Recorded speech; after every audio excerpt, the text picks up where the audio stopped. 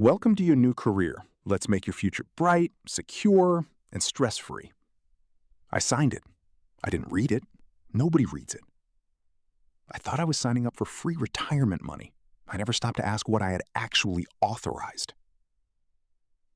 It's 48 pages. Page 41 has a footnote. The footnote contains one number. And I want to ask you something, because I genuinely want to know. Did anyone, at any point during that onboarding, explain to you what a mutual fund expense ratio actually does to your principal balance over 30 years? Did they use the phrase expense ratio at all? Or did they just say invest in your future and hand you a brochure with a photograph of a beach? The number on page 41 is 1%. 1%. It sounds like a discount. It sounds like the rounded off tip you leave when the bartender was fine. Not great, just fine. It sounds, structurally, like it barely exists. It doesn't barely exist. Here's the thing about the modern 401k that nobody frames correctly. The fee isn't a penalty. It isn't a late charge. It isn't a punishment for doing something wrong. It's a feature. It was designed into the architecture of the product intentionally, across multiple layers, in a way that makes the total cost invisible by distributing it across technical categories that you were never expected to be familiar with. You are, in a very literal sense, funding your own persuasion, paying for the marketing that convinced you to invest in the fund in the first place. That's what a 12b-1 fee is, and it sits on top of everything else. The base layer is the mutual fund expense ratio, the management fee for running the fund. Industry average somewhere around 0.5 to 0.6% annually, applied directly to your total balance. On top of that, the 12b-1 marketing fee, roughly another 0.25%, paying for the brochure with the beach photograph. And underneath both of those, a third-party record-keeping fee, administrative cost, somewhere around 0.15%. Someone has to track your account balance. That someone bills your account directly for the privilege. Add those together, and you are somewhere in the 0.9 to 1.1% range per year, not taken from your gains, not a percentage of profit, taken from your total balance every year, whether the market went up 14% or whether it went down and you lost 9 months of contributions and were lying awake at 2 a.m. refreshing your portfolio, didn't matter. The billing script ran regardless. There's also, and this is worth slowing down on, there's also the question of who set these particular funds as your default investment. Because in most employer-sponsored 401k plans, your default investment selection wasn't chosen by a fiduciary who was legally required to act in your interest. It was chosen through a record-keeping relationship between your employer and a fund administrator.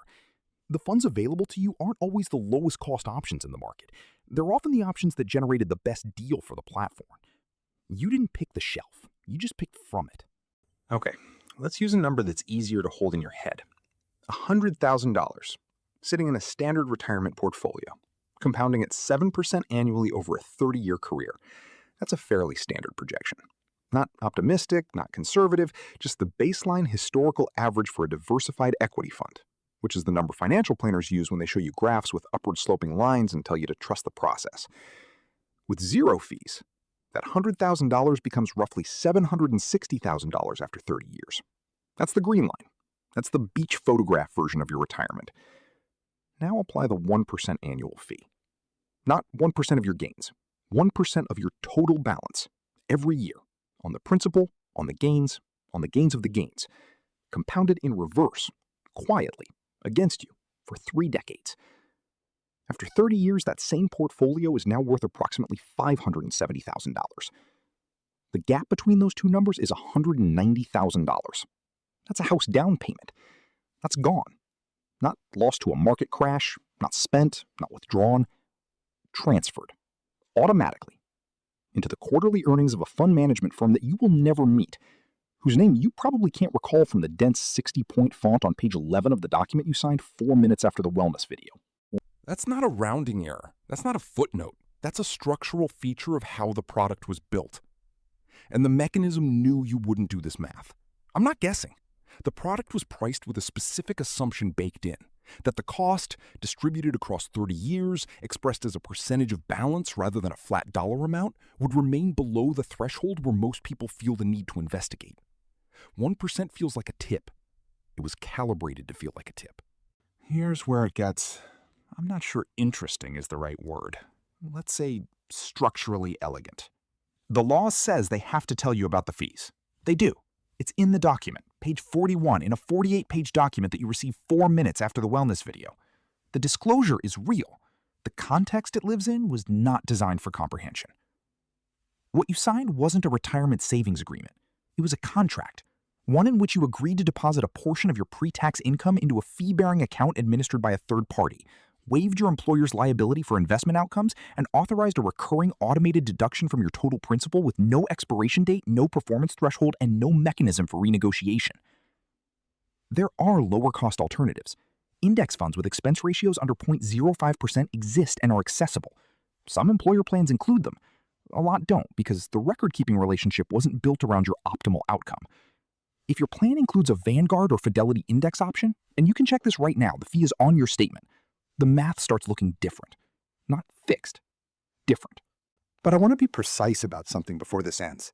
The option to optimize your fund selection exists inside the system.